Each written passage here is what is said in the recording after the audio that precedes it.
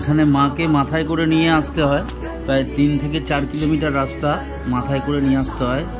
ওখানে ওখানে যারা আছে তাদের এক এক সময় এক এক রকমভাবে পালা পড়ে প্রত্যেক বছরে। বিকালবেলা মা, রাত্রিবেলা মা কালীকেও তারা মাথায় করে নিয়ে আসে। বন্ধুরা, আজকে আমরা এসেছি শীতলা মায়ের পুজো দেখতে।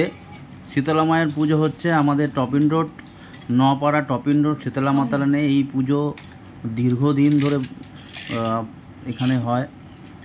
আজকে আমরা ঠান্ডা পুজোতে আমরা লোককে ঠান্ডা দিচ্ছি এবং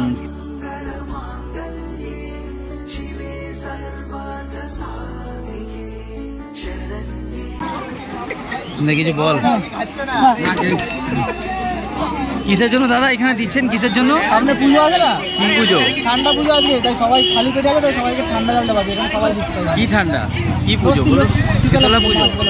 কত বছরকার পুজো এটা? এটা অনেক অনেক আদি পুজো, মানে এখানে মোটামুটি মানে আমার জন্মের আগেকার পুজো, মানে অনেক পুরনো পুজো এখানে।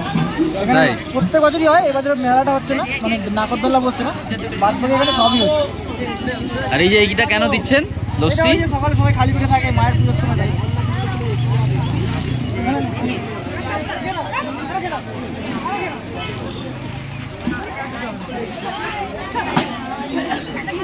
এই যে পুরো রাস্তাটা দেখছেন, এই রাস্তাটা পুরো মেলায় সন্ধ্যেবেলার দিকে এখানে কেউ আসতে পারবে না, কারণ এখানে পুরো বন্ধ থাকে রাস্তা। এই মেলা দীর্ঘদিন ধরে এরকমই ভিড় আমরা দেখছি ছোটোবেলা থেকে। এই রাস্তায় কোনো রকম কেউ যেতে পারবে না, এত ভিড় থাকে।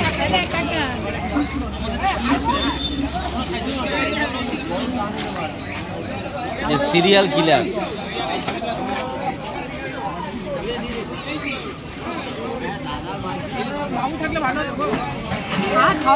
তুমি তো পাঠালে। এটা কি লেবুর জল দাদা? আমি খাবো না, আমি আর খেতে পারছি না।